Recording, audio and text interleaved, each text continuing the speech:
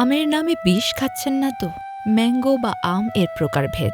বাংলাদেশে আম একটি মৌসুমী ফল। আম ম্যাঙ্গিফেরা গণের বিভিন্ন প্রজাতির গ্রীষ্মমণ্ডলীয় উদ্ভিদে জন্মানো এক ধরনের সুস্বাদু ফল। কাঁচা অবস্থায় আমের রং সবুজ এবং পাকা অবস্থায় হলুদ হয়ে থাকে। বেশিরভাগ ক্ষেত্রে খাওয়ার জন্যই এই ফল চাষ করা হয়।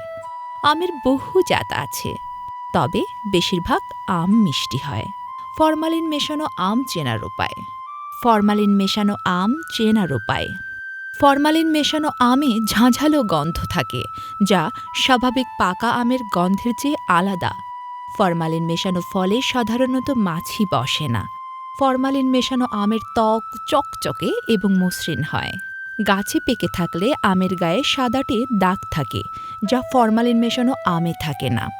ফরমালিন মেশানো আমে টক বা মিষ্টি কোনো স্বাদও থাকে না এবং স্বাভাবিক ঘ্রাণও পাওয়া যায় না। ফরমালিন দিয়ে পাকানো আমের গন্ধ থাকে না। আম ফরমালিন মুক্ত হলে আমের বোটায় মিষ্টি পাকা গন্ধ থাকবে। ফরমালিন মুক্ত আম মুখে দিলে টক মিষ্টি স্বাদ পাওয়া যায় এবং আমে মাছি বসে। ফরমালিন দিয়ে পাকানো আমের টক মিষ্টি স্বাদটি পাওয়া যায় না। আমের ভরা মৌসুমে সবাই দেখে শুনে আম ক্রয় করবেন। পরিবার ও নিজেকে সুস্থ রাখার জন্য সচেতন হতে হবে। আজকের মতো বিদায় নিচ্ছি। আল্লাহ হাফেজ।